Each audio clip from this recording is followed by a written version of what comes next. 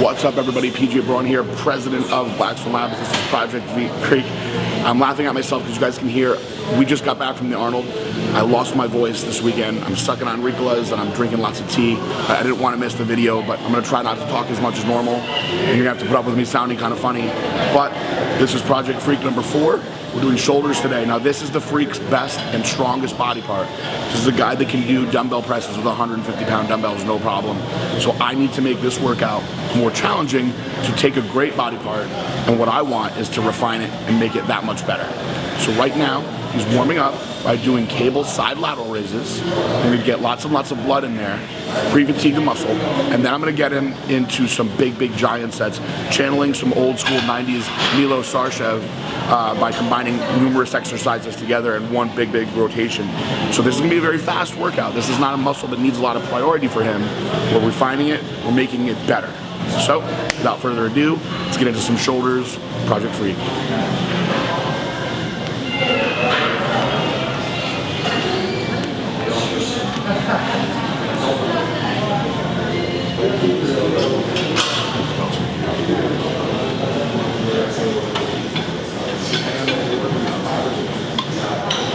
All right, so now we're getting into some giant sets, and these are going to be big giant sets. I have them doing 5 exercises, 2 exercises for medial, 2 exercises for posterior, and then a press at the end. Why am I pressing at the end? We're pressing at the end because his shoulders are so big and powerful anyway. He doesn't need to prioritize his presses. I've never met anyone ever that was overdeveloped in their medial or posterior head of their delts, so they should always get priority, especially when you want to refine a muscle. So we're going to start out on machines to get the blood pumping. We're going to do a reverse pec deck,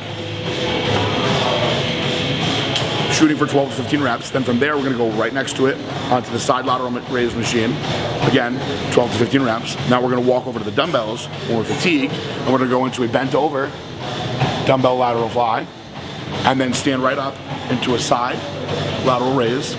And then from the side lateral raise, he's going to sit down and he's going to do some heavy dumbbell presses. Now, heavy is going to be relative at this point because he's going to be so fatigued. So I have him warming up now on the dumbbell press because you don't want to jump into a heavy press, even though you're going to be warmed up from all the exercises we're doing. You don't want to just bombard your elbows like that. So he's going to get a few warm-up sets in him now, and you guys will see the actual giant sets when we put him to work. Good.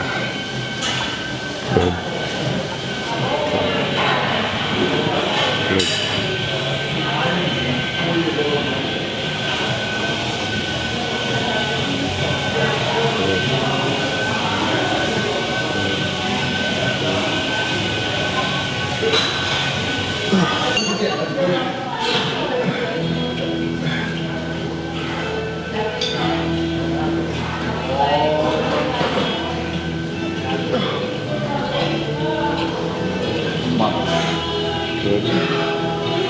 Couple more. What do you want for your first set of presses?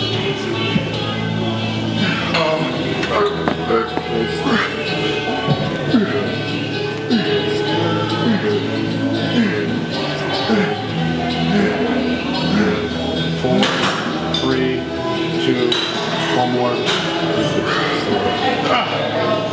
I switched up what I had him doing on this side lateral machine.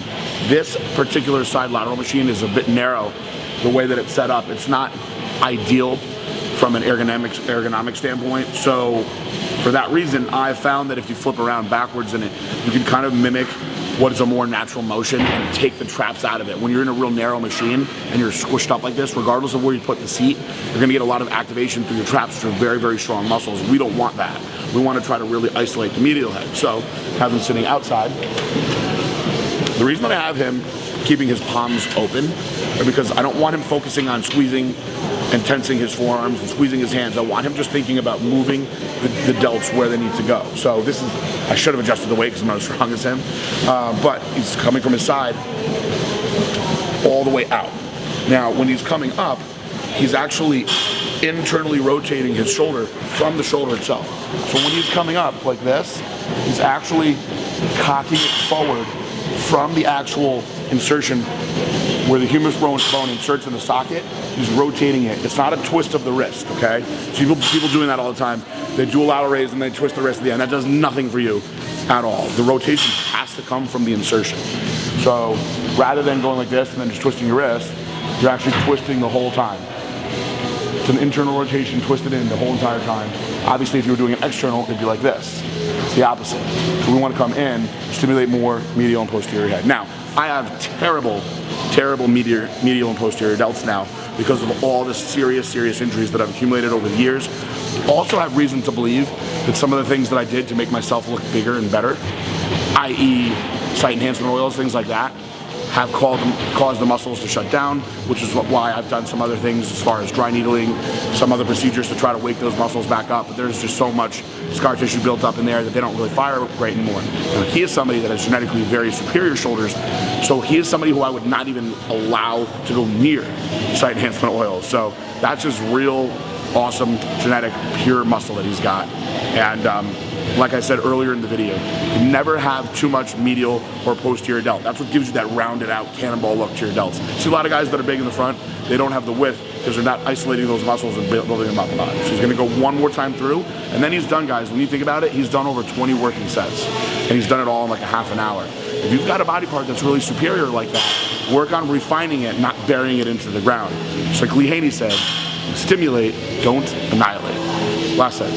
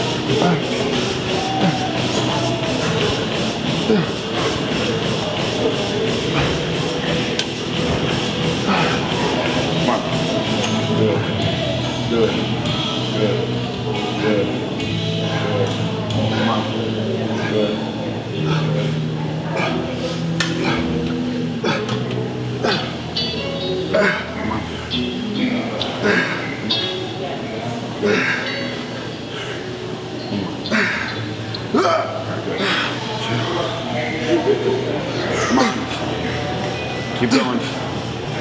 3 more. 2 more. Come on. I got you. Push hard. 1 more. Push. All right, so that was real failure right there because you saw I was telling him to do 1 more and he couldn't go anymore. It's very hard to go to true failure on an exercise like that without having a spotter. It's not something you want to do without a spotter. Now, a lot of people will say, oh, I train to failure, and they're not training to true failure. Real failure is when you physically cannot move the weight anymore. Not when it's just burning real bad and you give up because you're tired.